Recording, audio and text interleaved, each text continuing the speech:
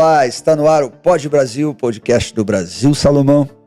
Terça-feira, como sempre um novo episódio. E nessa, especialmente, a gente está aí há aproximadamente um pouco mais de 30 dias daquela data fatídica em que todo cidadão brasileiro que tem que acertar suas contas com a Receita Federal tem que entregar a sua declaração de imposto de renda de pessoa física.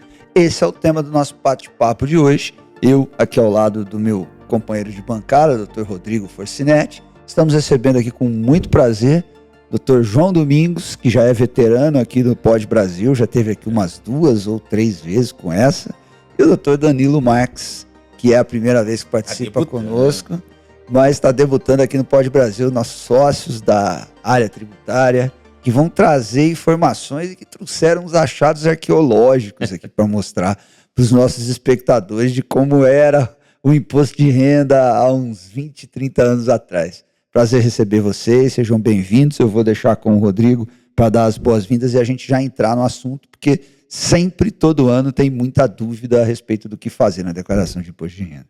Olá, Evandro, muito obrigado. Domingos, Marques aí, amigos queridos, estamos juntos aí há décadas, né, defendendo os nossos clientes, uma relação de amizade também muito bacana, né? Temos uma história aí para contar.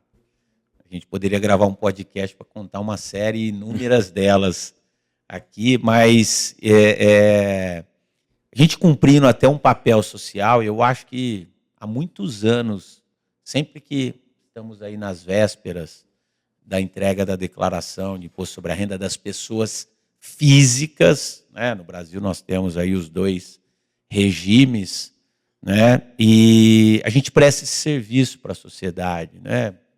Outrora com palestras, exposições, com pílulas, e agora gravando um podcast tentando esclarecer, auxiliar ou, né, dar o start para muitas pessoas que precisam cumprir a obrigação, não tendo a obrigação de pagar o tributo, né? É sempre bom lembrar que o imposto sobre a renda ele nos traz 2 obrigações, no mínimo, né? A obrigação de pagar o imposto sobre a renda, que todo mundo conhece, e essa segunda, que seria de entregar a declaração de imposto sobre a renda. A entrega da declaração muitas vezes independe do pagamento do tributo. Estamos aqui com 2 especialistas no assunto, né? Então, gostaríamos primeiramente que vocês falassem aí dessa trajetória de vocês até aqui, da experiência de vocês com o imposto sobre a renda, e depois a gente já pode caminhar também com as formas de entrega das declarações. Eu vou começar por aqui, agradecendo, em primeiro lugar, o convite, Evandro, Rodrigo. É sempre um prazer estar aqui podendo debater, conversar com vocês e com quem está nos ouvindo aí sobre questões tributárias, né, que são tão complicadas no dia a dia, e a gente tenta trazer de uma maneira mais suave, se é que é possível, né, mais suave. E hoje, prazer ainda maior para mim, com um grande... Aqui no escritório a gente tem a possibilidade de trabalhar com colegas e amigos de longa data, né? O Marques começou aqui comigo nessa jornada há 20 anos, né, Marques? 21 anos, um pouquinho mais, e desenvolvemos aí um laço de amizade bastante forte, né? Então o prazer é muito grande. E, Rodrigo, trazendo aqui essa relíquia aqui, fui eu quem trouxe, né? Realmente é difícil a gente falar de imposto sobre a renda, né? O cidadão comum, né, no sentido de não conhecer tantas normas tributárias, tem uma dificuldade de preenchimento. Mostra aí para o nosso público. Vamos mostrar. E uma curiosidade, Rodrigo, já que você pergunta da nossa trajetória, eu comecei a me interessar pelo direito fazendo declaração de imposto sobre a renda. Meu pai era aposentado do Banespa, por incrível que pareça, reunia a turma do banco na saudosa São Simão, e ali, menino ainda, né, às vésperas de entrar na faculdade, foi quando começou a passar para o sistema computadorizado, né? Não vou nem dizer digital. E eu comecei a fazer as declarações, entendi como que aquilo funcionava e comecei a fazer em disquete. A gente podia entregar o disquete, você ia na Receita, plugava o disquete. Isso era mais rápido lá em 1995. Então isso aqui é uma relíquia aqui, meu saudoso pai, funcionário do Banespa. E hoje, né, a gente realmente tem que cumprir a data do dia 30 de maio, é a data final, né? E tem alguns pontos, né, Danilo, que a gente tem, que a gente revela a obrigação de entrega do imposto sobre a renda. E é muito bom que a pessoa saiba que o imposto sobre a renda ele é fundamental para a gente entender o porquê do imposto, não só do pagamento, mas é uma forma que a pessoa tem de demonstrar ao longo da vida dela como que houve o acréscimo de patrimônio. Evolução patrimonial. Isso, apareci com uma casa, com um carro, poxa, eu tinha rendimento para isso? Não tinha? Da onde veio esse dinheiro? Então é uma forma bastante razoável que o fisco tem de acompanhar a evolução patrimonial de cada cidadão. E essa evolução tem que ser condizente com a renda que a pessoa recebe. E a gente começa a ver, né, quais são as obrigações aí para esse ano de 2025. Você, meu querido. Bom, primeiro agradecer a oportunidade também, há 21 anos aqui na casa, sempre uma alegria estar aqui, desde a época do Sejur, né, agora na versão do podcast, né. A minha história é um pouco parecida também com a declaração do Imposto sobre a Renda. O meu pai é funcionário público do Tribunal de Justiça e sempre teve uma facilidade com isso. Só que eu sou um pouco menos jurássico, eu já peguei na parte da declaração. Tá revelando a idade. No computador, não era ainda no... ainda era permitido a entrega em formulário, né? A entrega em formulário encerrou, salvo engano, em 2011. Ainda era permitido entregar à mão, que junto com esse manual vinha a declaração. Que aí acho que ninguém tem cópia, porque essa declaração ficava na Receita. Sim. E depois de, salvo engano, em 91... já foi permitido em disquete, mas ainda a física foi entregue até 2011. Mas já um pouco antes disso, a gente já tinha a declaração em computador, que é muito parecida com o que a gente tem hoje, ressalvadas as novas evoluções que a gente vai tratar agora na sequência, mas meu pai também fazia muita declaração do Imposto sobre a Renda. E eu sempre me interessei, estava surgindo a parte de informática, e era uma inovação na época que me chamou a atenção. Hoje, aproximadamente, acabo ainda fazendo umas 50 declarações por ano, né? De amigos, pessoal do escritório que precisa de ajuda. Mas é legal ver essa evolução da própria Receita, né? Do papel e aonde a gente vai chegar, onde acredito que muito em breve a gente não vai ter mais a declaração do Imposto sobre a Renda. Bom, vamos começar pela pergunta que todo mundo faz, né? Quem é que está obrigado a entregar a declaração de imposto de renda? Vocês fiquem à vontade para chamar a resposta. Nós temos alguns fatos que nos obrigam a entregar a declaração do Imposto sobre a Renda. Os mais comuns: auferir renda tributável aproximadamente hoje R$ 34 mil, que dá 2.900 mensal. No período de um ano. No período de um ano. Isso a gente está tratando do ano de 2014, do valor que... 2024. Que você recebeu em 2024, aproximadamente R$ 2.900 mensais. Tá. Essa é a principal das obrigatoriedades. Tá. Se você também recebeu rendimentos isentos, por exemplo, a distribuição de lucro, rendimento de poupança, né? Acima de 200 mil também te obriga a entregar a declaração.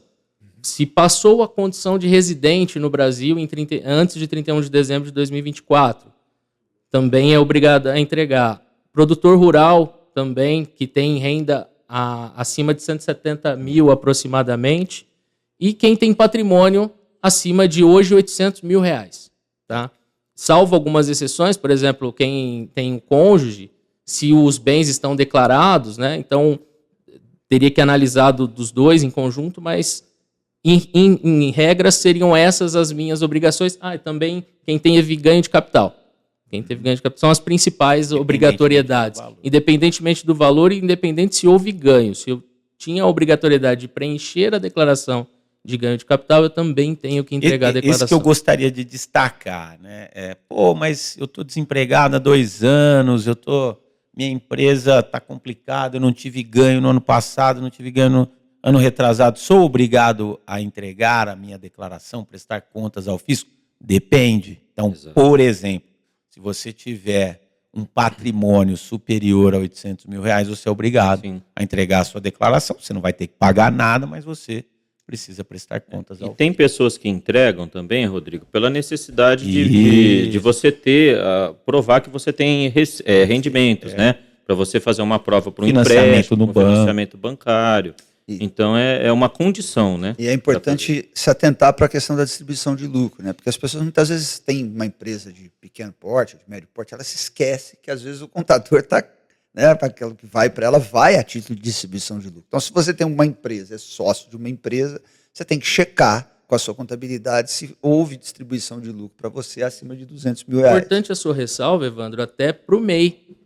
Tá? Muita gente acredita que, tendo entregado a declaração do MEI, eu não sou obrigado a entregar a declaração do Imposto sobre a Renda. São obrigações completamente distintas. Tá. Você vai fazer uma avaliação no MEI muito parecido com o que você faz numa empresa.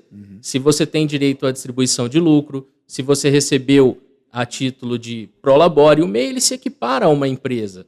E tem algumas, elas se equiparam muito ao lucro presumido. Ele tem algumas alíquotas onde é permitido a considerar a distribuição de lucro do seu próprio faturamento, né? E também, ou você pode abater as próprias despesas.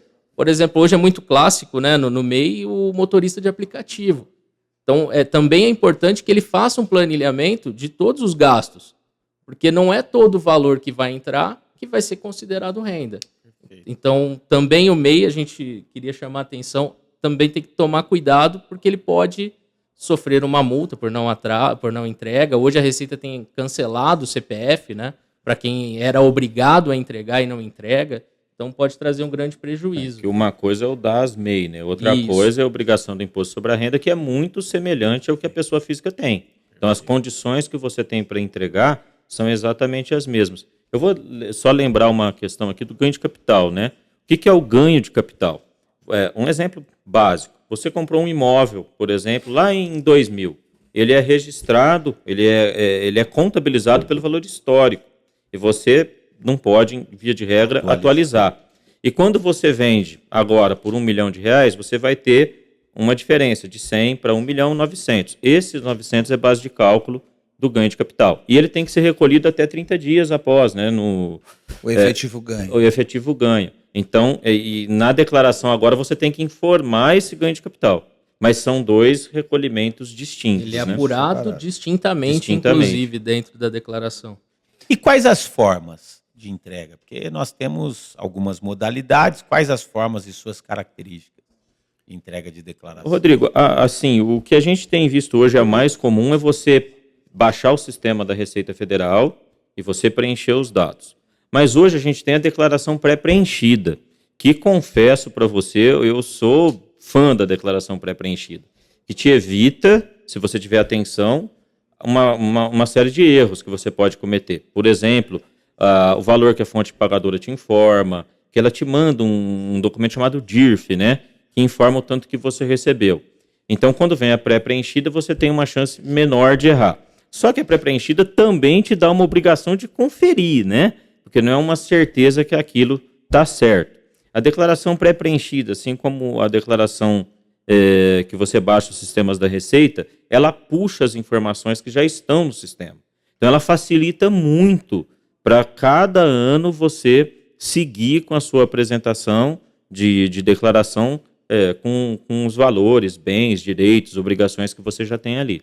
Só um cuidado que eu vou chamar a atenção, porque concordo com você, facilitou muito, né, e cada vez mais, aí a gente chega naquela afirmação do Marcos, que eu concordo também. Eu acho que num período muito curto de tempo aí, nós sequer vamos precisar entregar a declaração, que as informações estão disponibilizadas, né, a tecnologia avança, o sistema da Receita avança em conjunto. Mas o que a gente tem visto, o que acontece muitas vezes? A fonte pagadora, ela entrega a DIRF, então ela informa para o fisco quanto cada um recebeu, só que muitas vezes ela retifica essa informação. Ela entrega a informação e aí depois ela verifica que estava errado. Muitas vezes o sistema da Receita não atualiza, ela puxou só a primeira informação. Então, mesmo para aqueles contribuintes que vão entregar a declaração completa, né, a informação, a declaração pré-preenchida, analise e verifique se não esteja faltando alguma informação. Porque talvez depois o sistema da Receita vai atualizar depois do prazo, e aí você vai cair na malha fina. E tem duas modalidades, né? A declaração simplificada e a declaração completa, né? Qual que se aplica a cada caso? Qual que é na hora de escolher o modelo? Bom, para você escolher, primeiro que o próprio sistema te indica. Já me informa. Quando você faz o preenchimento, o próprio sistema te indica. Mas o que é a regra? Respeitado um determinado valor, se você escolher pela declaração simplificada, a sua base de rendimentos a oferecer a tributação, ele tira 20%. Tá. E aquilo que sobrou vai para ser tributado, para fazer a Presume conta. uma dedução de 20%. Isso. Nessa hipótese, você não vai precisar se preocupar com toda aquela questão de recibos, comprovantes, etc. Na declaração completa, por sua vez, você não tem esse desconto, mas em contrapartida você vai somar todas as despesas médicas, odontológicas, instrução, tudo aquilo que vai te permitir compor a base de imposto sobre a renda tributável. Que aí, como o próprio sistema calcula, né, já fica mais fácil. Mas a regra, se você tem muita despesa dedutível, você vai optar pela completa. Se você não tem, a simplificada. Simplificada resolve o seu problema. E aí, falando de deduções, né, que a gente já entra num tema que todo ano causa uma série de dúvidas para todo mundo, né? Quais são as deduções permitidas em saúde, educação? Quais são os limites? A gente teve alguma novidade do último exercício para esse? Como é que a gente pode trazer essa informação clara aí para o nosso espectador? É seguida, Nil? Sim, a gente, em regra, as deduções permitidas são com saúde e educação, né? As deduções com saúde, elas são, em tese, ilimitadas, né? Se você teve um gasto comprovado com saúde, e a mudança vai ser para o ano que vem, Evandro. Na verdade, para esse ano, 2025, mas não entra na declaração. Os chamados recibos médicos hoje precisam ser emitidos dentro do aplicativo da Receita Federal, que é mais um indicativo do cruzamento de informações que provavelmente para o ano que vem já vai vir na minha ficha de pagamentos. E com relação à saúde, a novidade que nós tivemos é que o STF manteve a limitação dos gastos com saúde. Houve uma ação declaratória de inconstitucionalidade, né, onde pleiteava-se que esse gasto não fosse limitado. Se eu gastei 20 mil, ele não poderia me limitar, salvo engano, o anual é aproximadamente R$8.000 o limite. Então, mesmo que eu gastasse 50 mil com educação no ano, eu só posso deduzir os 8. E uma outra questão que eu posso deduzir, que aí entra numa questão social, né, que eu posso destinar parte do meu imposto pago para entidades da nossa cidade ou da sua cidade, que você vai fazer com que o recurso federal seja aplicado diretamente na sua cidade, no Fundo Municipal de Educação, Cultura e do Idoso, né? Você consegue destinar 20%, né? Do imposto devido, você pode dividir. E aqui eu faço essa ressalva, que isso é interessante, porque as pessoas confundem. Eu vou pagar imposto a mais. Não, de forma alguma. E faço isso de forma bem expressiva, né? Porque é uma questão tão fácil para a gente ajudar essas entidades que fazem um trabalho tão bonito, né? O terceiro setor é essencial num país desigual como o Brasil. Então, qual que é a essência? Vamos imaginar que imposto sobre a renda é uma fotografia que você tira no começo do ano e outra no final do ano. Você vai pagar o que acresceu de patrimônio. Sobre esse acréscimo, vamos imaginar que deu lá R$1.000. Você vai ter que pagar o que sobrou de 2024. Desses R$1.000, você não vai ter acréscimo, você vai simplesmente indicar que você pode doar até 6%, sendo 3% para criança e adolescente e 3% para o idoso. O que vai ter de diferente na sua vida? A emissão de 2 guias DARF. Uma para você pagar o imposto, eu não estou ruim de conta aqui, né? 6% vai dar R$60. Eu resumi para facilitar a conta. Você vai recolher um DARF de 970 de imposto sobre a renda, de 940 de imposto sobre a renda e 2 DARFs para os respectivos fundos. Então, é coisa muito básica, muito fácil. Inclusive, o escritório está engajado num projeto aqui da cidade de Ribeirão Preto, Salve a Catedral, né? Independentemente da religião de cada um. Nós estamos falando da Catedral Metropolitana de Ribeirão Preto, né? Que é um patrimônio histórico aqui da cidade, né? E para quem quiser acompanhar esse projeto, só entrar no Instagram, nas redes sociais, @salveacatedral, e é possível destinar, os projetos já estão aprovados, já a parte do imposto sobre a renda pode ser doado para esse projeto. Ainda falando de deduções na área de saúde, né? Essa é uma pergunta que eu recebo todo ano de amigos, né? E eu acho que é bom fazê-la aqui, porque as pessoas vão ter dúvida de novo. O que eu pago, o que eu posso deduzir na completa, por exemplo, na declaração completa, são despesas médicas. Então, o recibo da consulta médica, do hospital, da cirurgia. Mas e o que eu pago a título de plano de saúde? Eu posso deduzir? Também. Pode deduzir. Também. E aí eu vou chamar a atenção para uma questão importantíssima. Tá? Cada vez mais as despesas médicas têm sido controladas. Quando a gente fala de despesa médica, na verdade, despesa com saúde, né? Porque não é só médica. E aí, o que eu acho que é importantíssimo que todos saibam, que por não ter limites, é geralmente o foco de atenção da Receita Federal. E aqui no escritório nós recebemos inúmeras pessoas que tiveram glosas, que caíram na malha fina. Existe a DIMED, que é uma declaração que os prestadores de serviço de saúde, que as operadoras de plano de saúde, elas entregam para o fisco. Então, dentro dessa avaliação, que o Domingos e o Marques comentaram aqui, que é preciso que seja feito mesmo na declaração pré-preenchida, que você avalie se realmente aquilo que você pagou é aquilo que foi declarado pelo prestador do serviço. Então, esse cuidado ele é importantíssimo. Rodrigo, só uma ressalva. A gente tem muitos planos de saúde que são pagos pelo empregador. Isso. Então, não é todo aquele valor do plano de saúde que pode ser deduzido. É o valor pago pelo contribuinte. Perfeito. E outra coisa que sempre tem dúvida também, qual despesa médica? Absolutamente todas.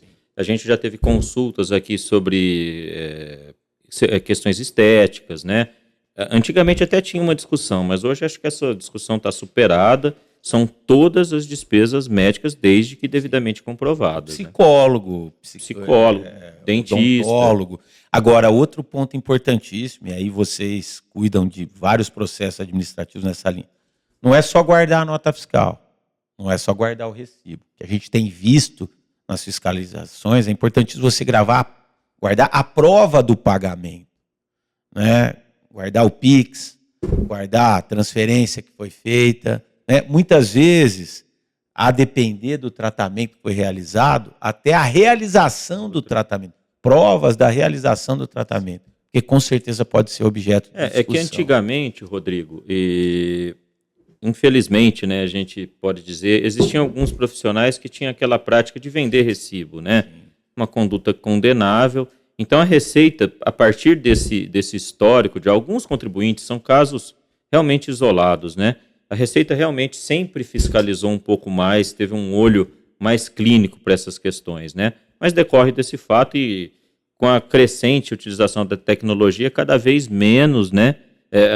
Estão cercando as informações, né? E com a novidade desse ano, né? Que vale para 2025, repito, não vale na de 2024, só vão valer os recibos que foram emitidos pelo sistema da Receita. Exato. É mais uma forma de controle desse gasto, que, como você disse, é talvez a maior fonte de dedução, né, do imposto sobre a renda.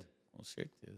Aliás, além dessa questão do recibo, já há algum tempo, todo profissional, né, que atua como pessoa física, ele tem que preencher o livro caixa dentro do sistema da Receita. Então, aquela receita que o médico, que o odontólogo, que o psicólogo, ele declarou, já foi informada, então não adianta querer declarar algo a mais, né? E outra coisa, mas eu cuidei do tratamento da minha filha. A questão é, sua filha é sua dependente? Sim. Porque se a sua filha não figura como dependente na sua declaração de imposto sobre a renda, você não pode utilizar para fins de abatimento. Né? E tem um monte de detalhes também, né? Se a gente for falar de imposto sobre a renda, dá para falar um ano, né? O livrinho desde 1993. A ideia aqui é chamar a atenção dos assuntos. Você precisa buscar o especialista na hora da confecção. Conceito de dependente, né? Via de regra, quem tem até 21 anos ou em idade de universidade. Se o dependente tiver renda, você não pode correr o erro de não declarar a renda do dependente. Então, tem uma série de questões que, se tiver dúvida, consulta o contabilista ou um advogado, um especialista, porque assim, a gente está dando uma visão geral, né, que já é bastante importante, mas a questão questão de quantas minúcias Muito existem, Rodrigo. Para você escolher se você vai declarar sozinho ou em conjunto com a sua esposa, ou com seu companheiro ou companheira, é outra questão que vai revelar, às vezes, um pagamento muito maior de tributo. A própria questão do dependente que você falou. Às vezes o filho faz um estágio, o que ele recebe de bolsa estágio, ele vai ter que declarar. Que não vai valer a pena a dedução do E dependente. talvez não vai valer a pena a dedução. A dedução é menor do que o rendimento que passará a ser tributado. Que aí fica um pouco da crítica da pré-preenchida, né? Que está todo mundo tratando como... É muito fácil fazer a sua declaração de imposto de renda, lá. entrega o que está lá no site conta da pode ser Receita, cara. a conta pode sair cara. E outras questões que a gente não pode deixar de falar aqui, né? Quando você tem a questão de pensão, né? Que você Era tem a até minha decisão... pergunta agora, que são as utilidades públicas, né? Algumas isenções, pensão alimentícia, Isso. doença grave, que aliás, vocês têm cuidado de vários casos, acho que é legal a gente tocar nesse assunto. A gente tem decisões de tribunais superiores sobre a pensão, né? Que você pode deduzir tanto quem paga a pensão como quem recebe a pensão. Você tem um efeito de não tributação desses valores. Aí tem uma discussão, que pensão? Aquela, às vezes, você tem para manter um filho fora, não necessariamente decorrente da dissolução do vínculo conjugal. Você tem um monte de situações que ensejam o pagamento de pensão. E todas elas, no nosso sentir, né, analisando caso a caso, dá para debater. Esclarecer um caso que a gente teve essa semana, nós discutimos acaloradamente. A pessoa recebia uma pensão alimentícia e o ex-marido faleceu, ela passou a receber uma pensão por morte.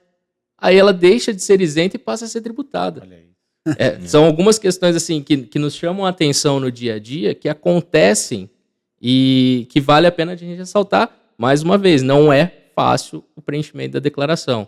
Nós lembro também de um caso que nós tivemos aqui, que a Receita contestou que a pensão ela não tinha sido determinada por decisão judicial.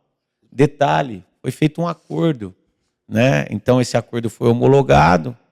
Claramente nós estamos contestando essa situação. Até porque a homologação é uma decisão judicial. Exato. A pergunta que eu sempre faço, se eu deixar de pagar a pensão alimentícia nesse caso, não tem força a decisão judicial? Com certeza. Então, se torna obrigatório o pagamento, né? Então, não é porque foi de comum acordo que eu posso deixar de pagar. Essa é absurda, né? Mas tem a questão, né, Domingos? Você ia falando, a gente acabou interrompendo, né? A questão das doenças graves também, que eu acho que é outro ponto que gera uma série de dúvidas. Essa é uma questão, né, Danilo, que a gente acho que todo dia tem uma ligação, né? É impressionante, pessoas que em tese deveriam até conhecer, como juízes, promotores, advogados, já nos consultaram sobre isenção. Para ficar claro, existe um rol de doenças que está na legislação do Imposto sobre a Renda, que dá... de regra de natureza grave, né? Natureza grave. Só te interromper para fazer uma ressalva. Rendimentos de aposentadoria, para deixar claro. Não são todos os rendimentos. Mas, por exemplo, cardiopatia, nefropatia, hepatopatia, HIV, algumas doenças que geram demência. Então, são todas elas que, sendo de aposentadoria, pensão ou aposentadoria, ensejam isenção. Isenção, assim, são às vezes valores muito altos, né? E lembrar que você tem, às vezes, 5 anos para pedir para trás, que a pessoa não sabe. Está pagando e está declarando. Está declarando como rendimento tributável. Às vezes tem uma dificuldade da fonte pagadora não reconhecer essa isenção, que é um absurdo, né?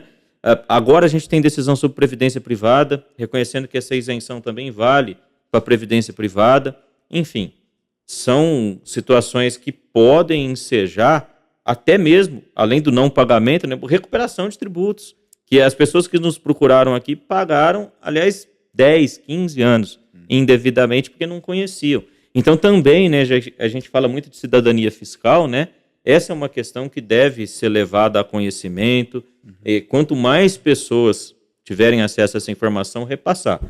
Porque ela é importante. Quando você fala de previdência privada, você está querendo dizer o seguinte: eu tenho um fundo de previdência, eu sacar, eu vou ter a tributação lá definida na legislação, seja VGBL ou PGBL. Né? Isso. Se eu converter este fundo numa pensão de aposentadoria, numa pensão, numa parcela de aposentadoria, essas parcelas serão isentas? Exato, o tratamento é o mesmo dado à pensão que a gente tem com um ente federal, etc. É o mesmo A entendimento. legislação não faz distinção, inclusive do saque único também, desde que eu tenha preenchido a questão da doença grave também. Tá. Então, E tem uma diferença do PGBL, né, e o VGBL. O PGBL você vai ter a tributação, né, por isso que você pode deduzir, e o VGBL você vai ter a tributação só sobre o rendimento. Aliás, esse é outro ponto importantíssimo. Na hora de você contratar o seu plano de previdência privada, pense nos efeitos fiscais no momento de você auferir os rendimentos, porque a diferença ela é brutal. Muitas vezes você vai pagar um tributo muito maior no PGBL justamente por falta de conhecimento dos regimes fiscais que são distintos, peculiares para cada realidade. Ah, mas o meu sócio que trabalha comigo, ele fez nesse sistema. Talvez a sua realidade indique para um outro modelo. E eu acho, até para a gente já poder indo para os finalmentes aqui, tem algumas isenções também. Nós falamos aqui de ganho de capital que precisam ser relembradas, né? Essa pouco se fala, né, Pouco se fala dessas também. isenções. Na verdade, elas são 3, né? O imóvel de baixo valor, né? Desde que seja o único imóvel. 440 mil. Né? Desde o único imóvel. Na verdade, o único imóvel até 440 mil. Ganhos de capital até 20 mil também são isentos. E a mais utilizada e que quase ninguém sabe. Quando eu quando eu tenho um ganho de capital de uma venda imobiliária para fins residenciais, se eu utilizar o produto desse ganho para comprar outra unidade residencial, esse ganho de capital também é isento. E aí tem um prazo ainda de 180 dias. Isso, tenho 180 dias da venda, da primeira venda, para comprar um outro imóvel. E posso utilizar esse benefício a cada 5 anos. Ele não é ilimitado, né? Não posso usar sempre, mas a cada 5 anos eu posso estar utilizando desse benefício. é a famosa lei do bem, né? Isso, e algumas decisões reconhecendo até que se o fruto de um imóvel for utilizado na construção, Sim. né, eu também poderia... Agora, e se tratando de ganho de capital, tem um planejamento que muitas vezes as pessoas não fazem. Você comprou um imóvel por R$1 milhão e ficou com ele por 10 anos. Se você faz reformas nesse imóvel, você pode ir agregando ao valor do imóvel o que você gastou com a reforma. Obviamente, você precisa amplia ter o ali, valor. Né? Você precisa ter ali uns comprovantes, né? E ter uma documentação para comprovar que você gastou 200 mil numa reforma e que o valor originário dele não é mais 1 milhão, mas é 1 milhão e 200 mil reais. Fora isso, a gente tem alguma outra forma de corrigir esse patrimônio ao longo do tempo ou nenhuma? Nós tivemos agora no final do ano uma autorização, mas Mas assim, Você acho que faz o recolhimento antecipado. em do imposto. 99% dos casos... Não eu tenho até compensa. vergonha de falar. 99,8% dos casos não vale a pena porque você muda completamente e você antecipa. Exato. Né? Mas é bom lembrar disso, porque você Bom está na lembrar. sua casa, aí você começa a achar as coisas meio velhas, você sai para reformar. E você se esquece. No calor, você não guarda a nota do piso que você comprou. Você não pede nota fiscal do seu prestador de serviço de marcenaria. Também não vale um recibo comum de pessoa física, porque você passa a ser contribuinte de contribuições previdenciárias que incidem em outros tributos. Exato. Então, assim, é importante saber como contratar, exigir nota fiscal, tanto do prestador de serviço ou do comerciante que te vendeu os produtos, guardar isso, pelo menos pelo prazo de 5 anos, para que o valor seja Eu agregado. acrescentaria falar essa questão do prazo, Evandro. Os 5 anos é o prazo prescricional base da Receita, Certo, mas como você mesmo disse, se eu vender esse imóvel daqui 10 anos, Como é que eu provo? como é que eu provo que eu fiz uma reforma? Então, talvez são documentos que a gente tenha que guardar. Hoje a Receita aceita digitalizado, né? Muito mais fácil a guarda desse documento, mas seria importante guardar até por um prazo maior. Perfeito. E vale a pena, viu? Porque o ganho de capital, ele começa com 15%, ele tem uma alíquota Hoje progressiva também, né? Quanto mais você tiver despesas que agreguem valor ao seu imóvel, menor vai ser o ganho de capital. E lembrar também, não tem muito a ver com imposto sobre a renda, né? A gente está para vir uma reforma tributária e uma reforma da renda também antes, talvez antes. É o momento de se pensar em planejamentos sucessórios, etc. Não para imposto de renda, né? Mas é um momento Aliás, adequado. tivemos uma novidade na declaração desse ano, que é justamente a declaração num campo específico das holdings. Sim. Né? Agora, quem tem holding, ela tem um campo específico onde eu preciso declarar as minhas cotas. E aí eu vou aproveitar até o ensejo dessa fala do Domingos para dizer que nem sempre a constituição de holding é o melhor caminho para um planejamento sucessório. Nós temos muitas vezes saídas dentro da própria órbita da pessoa física. Muitas vezes é necessária a confecção de uma holding, muitas vezes é necessário a confecção de outros modelos de pessoas jurídicas. Então, isso é algo que se criou, uma mística de que a holding é a tábua da salvação, no termo de proteção patrimonial, de direcionamento sucessório, e nem sempre é assim. Às vezes, essa saída pode sair mais caro, porque você vai ter que fazer um retrabalho. Mas eu acho que a gente... Isso, acho que esgotamos aí as principais... Menos os pontos. É que a gente não tem tempo, né? Mas só para finalizar, a gente está aí com a proposta de reforma da renda, né? Espero que essa discussão seja efetivamente discutida com profundidade, não da forma que está aí, né? Porque para quem trabalha com imposto sobre a renda igual a gente há tanto tempo assim, o que a gente vê que sistematicamente ao longo dos anos a tabela não é corrigida, isso é um aumento disfarçado da carga tributária, feito de forma absolutamente, na minha visão, desonesta pelos nossos governantes, e a discussão não pode ser rasa. A discussão, a gente está num país que paga muito tributo, é uma mentira dizer que o empresário não paga tributo, é um desconhecimento da realidade, né? Basta saber que a gente tem uma alíquota de IRPJ de 15%, mais 9% de CSL, mais o adicional do imposto sobre a renda, mais PIS, COFINS, e o que sobra é o que é devido aí, é o que sobra para distribuição de lucros. Mas, enfim, é só um adendo, né, que espero que no próximo podcast a gente possa discutir uma lei que seja boa para distribuição, para tributação da renda. Bacana. Muito obrigado pela presença de vocês, pelo esclarecimento. Uma mensagem final, né?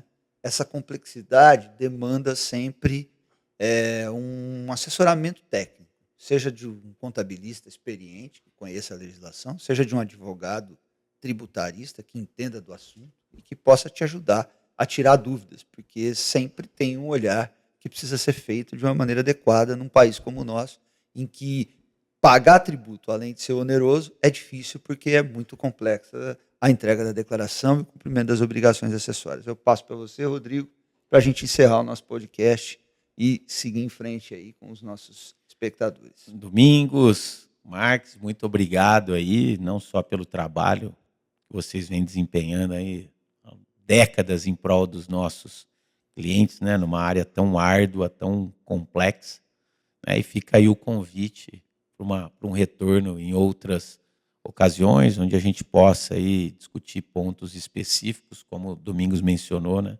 Estamos aí no meio de uma reforma tributária que vai mexer com tributação do consumo, tributação do patrimônio, tributação de renda. Então, com certeza, teremos muitos episódios pela frente. Muito obrigado. Obrigado. Nós que agradecemos. agradecemos. Bom, pessoal, esse foi mais um Pod Brasil, podcast do escritório Brasil Salomão. Falamos aqui do imposto sobre a renda das pessoas físicas, cujo prazo final para entrega da declaração de ajuste é no final de maio, mais precisamente no último dia útil do mês de maio. Fique atento a esses e outras diretrizes que você pode encontrar nas nossas redes sociais e nos nossos canais de streaming. Se você tem alguma sugestão, dúvidas, algum comentário que queira fazer sobre esse e outro episódio, mande sua mensagem para o podbrasil@brasilsalomão.com.br. Grande abraço e até a próxima.